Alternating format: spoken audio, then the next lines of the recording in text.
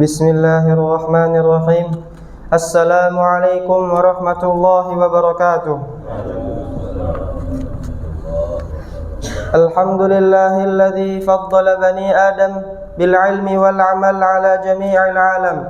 Wassalatu wassalamu ala sayyidina Muhammadin sayyidil arabi wal ajam wa ala alihi wa sahbihi ya nabi'ul ulumi wal hikam.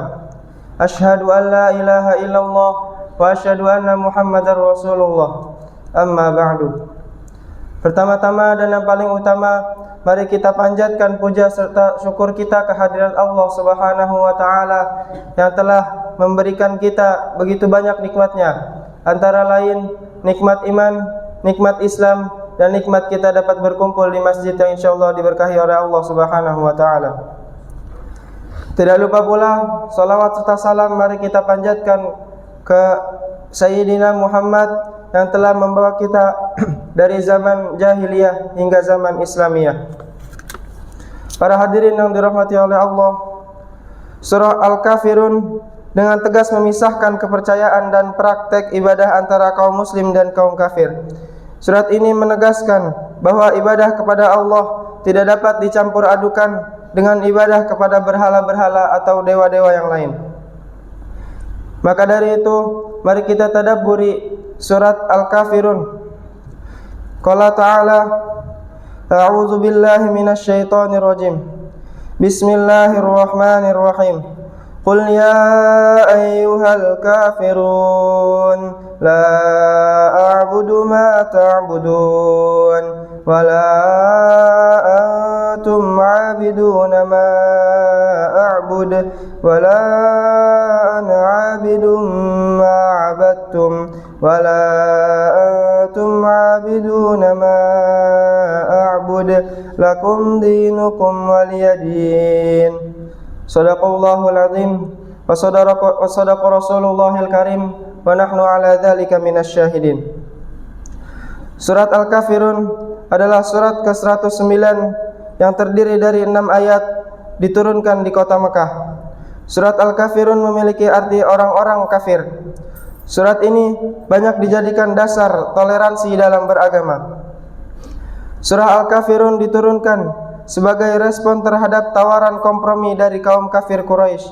Menurut beberapa riwayat, para pemimpin Quraisy menawarkan sebuah kesepakatan kepada Nabi Muhammad SAW. Mereka mengusulkan bahwa mereka akan menyembah Allah untuk sementara waktu jika Nabi Muhammad SAW bersedia menyembah berhala-berhala mereka selama waktu yang lain. Tawaran ini bertujuan untuk mencapai semacam kompromi atau sinkretisme agama. Nabi Muhammad SAW jelas menolak tawaran ini, dan sebagai jawaban Allah menurunkan surat Al-Kafirun untuk menegaskan bahwa tidak ada kompromi dalam urusan tauhid, yaitu mengesahkan Allah dan ibadah.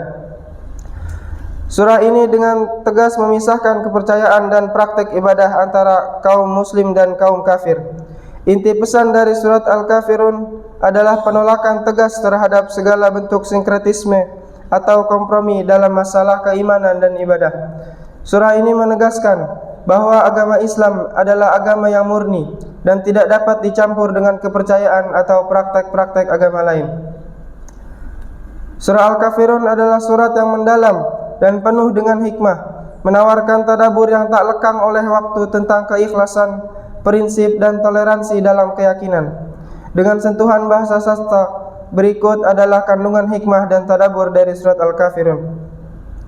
Dalam setiap hurufnya, surat Al-Kafirun bagaikan sebagai sebilah pedang yang terhunus, tajam dan tegas, mengukir batasan yang jelas antara iman dan kekafiran, antara yang hak dan yang batil. Ini adalah panggilan dari hati yang teguh, suara yang lantang dari jiwa yang tidak gentar akan gempuran apapun. Qul ya ayyuhal kafirun, katakanlah hai orang-orang kafir, adalah seruan untuk berdiri tegak di atas kebenaran, tanpa gentar, tanpa takut. Ini adalah deklarasi bahwa keimanan adalah sesuatu yang sakral, tak ternilai, dan tidak untuk diperjualbelikan dengan dunia atau apapun yang ada di dalamnya. Iman adalah anugerah yang harus dijaga dengan seluruh jiwa dan raga, meskipun badai kehidupan datang menerpa. La a'budu ma ta'budun, Aku tidak akan menyembah apa yang kamu sembah. Adalah ungkapan keikhlasan yang murni, keteguhan hati dalam menolak segala bentuk penyimpangan dari jalan yang lurus. Ini adalah tadabbur, bahwa kita harus mengenal dengan jelas apa yang kita yakini dan siapa yang kita sembah, dan tidak terombang-ambing oleh ajakan yang menggoda meskipun tampak manis di permukaan. Wala antum ma'biduna ma a'bud, dan kamu bukan penyembah Tuhan yang aku sembah. Mengajarkan bahwa dalam perbedaan ada keindahan akan kejelasan, bahwa dalam beriman tidak ada ruang untuk setengah hati atau abu-abu. Ini adalah pengingat bahwa iman haruslah jernih seperti air dari mata air yang murni, tidak tercampur dengan kekufuran atau keraguan. Lakum dinukum waliyadin, untukmu agamamu dan untukkulah agamaku, adalah puncak dari toleransi yang luhur. Ini bukan sekedar pembatas antara dua keyakinan, tetapi sebuah penghormatan terhadap kebebasan untuk memilih dan memegang teguh atas apa yang diyakini. Ayat ini adalah untuk ajakan untuk hidup dalam damai meskipun dalam perbedaan, untuk saling menghargai tanpa saling merendahkan. Surah Al-Kafirun dalam setiap ayatnya mengajarkan kita untuk berdiri tegar dalam prinsip, untuk setia pada keimanan, dan untuk menghargai perbedaan dengan ketulusan yang sejati. Surat ini adalah nyala api dalam dada seorang mukmin yang mengingatkan kita bahwa dalam beriman kita adalah seperti batu ya karang yang kukuh, yang tak tergoyahkan oleh gelombang zaman, dan dalam hidup bersama kita adalah bunga-bunga yang mekar dengan berbagai warna, indah dalam perbedaan, harmonis dalam keberagamaan. Secara keseluruhan, surat Al-Kafirun memberikan tadabbur penting tentang keteguhan iman, penolakan terhadap segala bentuk penyimpangan dari tauhid, dan sikap toleransi terhadap perbedaan agama, sekaligus tetap teguh dalam prinsip keimanan Islam.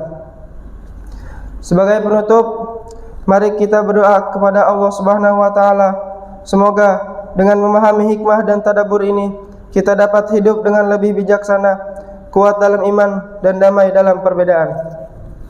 Bismillahirrahmanirrahim.